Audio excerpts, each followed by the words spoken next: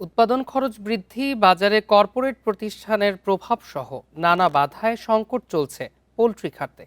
সঙ্গে বেড়েছে রোগ বালাই ও বাচ্চা মৃত্যুর হার। প্রান্তিক খামারিরা বলছেন, সুরক্ষা না দিলে হুমকিতে পড়বে গ্রামীণ অর্থনীতি। এমন পরিস্থিতিতে আসছে বাজেটে পোলট্রি শিল্পে কর অব্যাহতির দাবি তাদের। সস্তা আমিষ হিসেবে বেশ জনপ্রিয় ডিম ও ব্রয়লার মুরগি। দেশে পোলট্রি শিল্পে বিনিয়োগ ছাড়িয়েছে 50,000 কোটি টাকার বেশি। এ খাতে জড়িত প্রায় 60 লাখ মানুষ। কিন্তু করের বোঝা ও উৎপাদন খরচ অস্বাভাবিক বেড়ে যাওয়ায় পুরো শিল্পই ঝুঁকির মুখে পড়েছে। খামারিদের অভিযোগ, এ খাতে কর্পোরেট কর 15 থেকে বাড়িয়ে 27.5% বৃদ্ধিসহ সব ধরনের শুল্ক বেড়েছে। এতে পোলট্রি খাদ্যসহ উপকরণের দাম বেড়েছে। প্রতিটি ডিম উৎপাদন খরচ 10.5 টাকার উপরে হলেও বিক্রি করতে হচ্ছে 8.5 টাকায়। বাজারে মুরগির বাচ্চার দামও নিয়ন্ত্রণ করছে বড় প্রতিষ্ঠানগুলো। সব মিলিয়ে ছোট খামারিদের টিকে থাকাই কঠিন।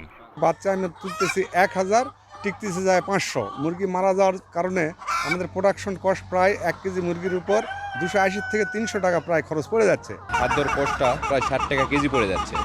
এটাতে দেখা যাচ্ছে যে আমাদের মুরগির উৎপাদন কষ্টটা বেশি পড়ে যাচ্ছে। বার্ড ফ্লু, রানীক্ষেত, গাম্বুরাতে 45 দিন বয়সের মুরগিগুলো সবচেয়ে বেশি মারা গেছে। এই মারা যাওয়ার কারণে বাজারে এই অস্থিতিশীলতা তৈরি হয়েছে। উদ্যোক্তারা বলছেন, করের বোঝা না কমালে ডিম ও মুরগির সরবরাহ ব্যবস্থায় সংকট সৃষ্টি হতে পারে।